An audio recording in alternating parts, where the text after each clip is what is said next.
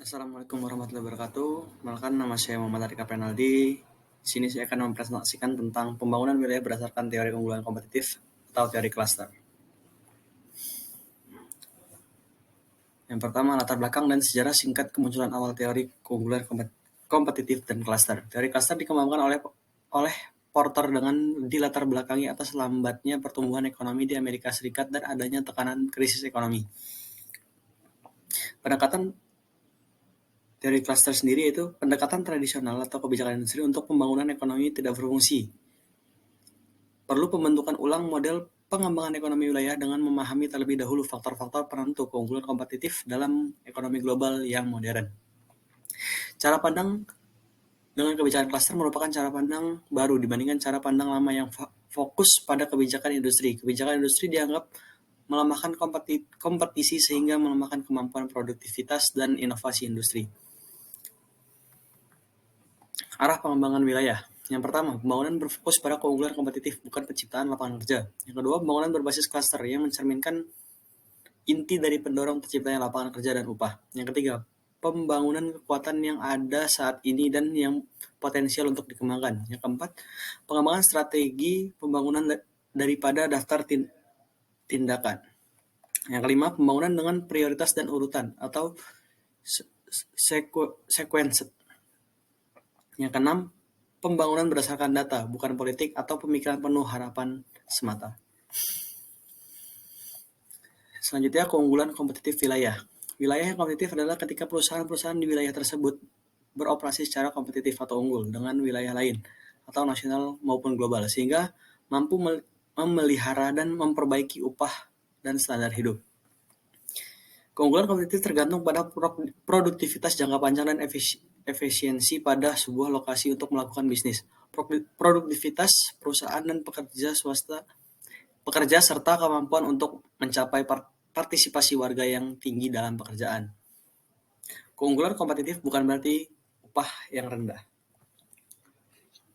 Faktor yang menentukan keunggulan kompetitif wilayah, keunggulan secara mikroekonomi, kualitas lingkungan dan iklim bisnis, pengembangan klaster, kecanggihan strategi dan operasional perusahaan.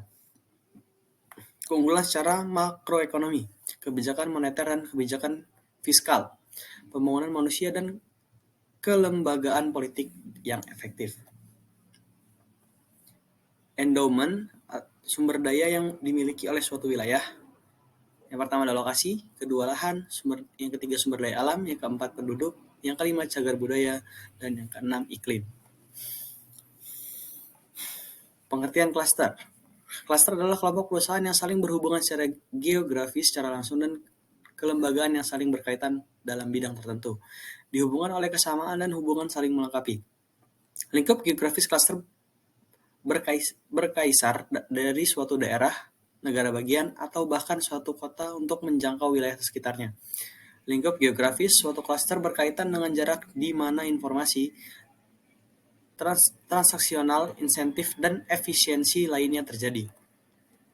Klaster terjadi di banyak jenis industri, di bidang yang lebih kecil, dan bahkan di beberapa industri lokal seperti restoran, dealer mobil, dan toko barang antik. Mereka hadir di perekonomian yang besar dan kecil, di daerah perdesaan dan perkotaan, dan di beberapa tingkat geografis, misalnya negara di bagian atau provinsi, wilayah metropolitan, atau kabupaten. Klaster terjadi baik di negara maju maupun negara berkembang.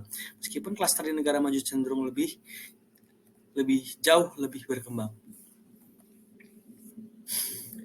Komposisi ekonomi wilayah. Komposisi ekonomi wilayah berdasarkan klaster dapat dibedakan menjadi dua, yaitu klaster global dan klaster lokal. Klaster global sendiri melayani pasar nasional dan global, mudah terpapar kompetisi dengan wilayah dan negara lain. Klaster lokal yaitu melayani pasar lokal, sedikit terpapar kompetisi dengan wilayah lain di dalam negeri maupun di luar negeri. Yang ketiga, klaster dan produktivitas. Akses ke input dan karyawan khusus.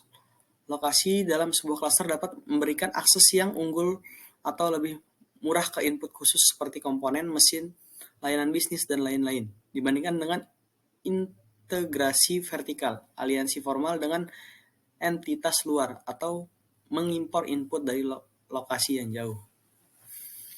Akses ke informasi, kedekatan, pasokan, dan keterkaitan teknologi, dan keberadaan hubungan pribadi berulang dan ikatan komunitas yang memupuk kepercayaan memfasilitasi aliran informasi di dalam kelompok. Komplementaritis. Cluster meningkatkan produktivitas tidak hanya melalui perolehan dan perakitan input, tapi juga melalui fasilitas saling melengkapi antara aktivitas peserta cluster. Akses ke industri dan barang publik. Cluster membuat banyak input yang jika tidak akan mahal menjadi barang publik atau semi publik. Kemampuan untuk merekrut karyawan yang sudah dilatih dalam progres pelatihan lokal, perusahaan sering dapat mengakses infrastruktur khusus, saran dari para ahli di lembaga lokal, dan sejenis dengan biaya yang sangat rendah. Informasi yang dibangun di sebuah klaster dapat dilihat sebagai barang publik semua. Insentif dan pengukuran kinerja. Klaster membantu menyelesaikan atau mengurangi beberapa masalah agensi yang muncul di lokasi yang lebih terisolasi dan di perusahaan yang lebih terintegrasi secara vertikal. Klaster meningkatkan insentif dalam perusahaan untuk mencapai produktivitas tinggi karena beberapa alasan. Manfaat klaster. Manfaat klaster sebagai alat pengembangan ekonomi wilayah. Yang pertama, meningkatkan keterkaitan dan limpahan untuk mendorong perkembangan ekonomi yang pesat.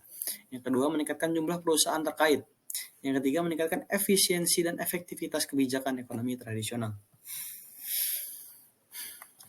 Pembangunan regional. Pembangunan regional adalah peningkatan keunggulan kompetitif perusahaan, klaster, dan ekonomi nasional dalam pasar internasional.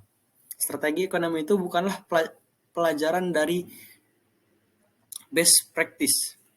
Strategi ekonomi untuk mencapai keunggulan kompetisi haruslah sesuai dengan kondisi dan potensi yang dimiliki wilayah. Perusahaan strategi pembangunan regional menurut Porter. Yang pertama, pembangunan keunggulan nilai wilayah. Yang kedua, pembangunan kekuatan unik yang dimiliki. Yang ketiga, pembangunan untuk mencapai dan memelihara keseimbangan dengan wilayah sekitar. Yang keempat, penentuan prioritas dan urutan pengembangan merupakan hal yang fundamental untuk pengembangan ekonomi wilayah. Selanjutnya, kebijakan ekonomi yang mendukung pengembangan klaster. Yang pertama, peningkatan daya tarik lingkungan dan iklim bisnis. Yang kedua, pendidikan dan pelatihan tenaga kerja terampil. Yang keempat, pembangunan infrastruktur sains dan teknologi. Yang keempat, pencapaian standar kualitas dan lingkungan. Yang kelima, pelindungan sumber daya alam. Yang keenam, pembangunan infrastruktur fisik pendukung spesialisasi wilayah. Yang ketujuh, pembangunan infrastruktur fisik pendukung sosialisasi wilayah. Yang kedelapan adalah pengembangan promosi ekspor. Kebijakan ekonomi terkait klaster. Yang pertama ada pengumpulan penyebaran informasi ekonomi. Yang kedua ada promosi ekspor. Yang ketiga ada reformasi regulasi. Yang keempat ada promosi investasi asing langsung. Yang kelima ada kebijakan iptek. Dan yang terakhir ada pengembangan faktor spesialisasi dan kecanggihan. Sekian presentasi dari saya. Apabila ada salah-salah kata saya mohon maaf. Pada Allah saya mohon ampun. Wassalamualaikum warahmatullahi wabarakatuh.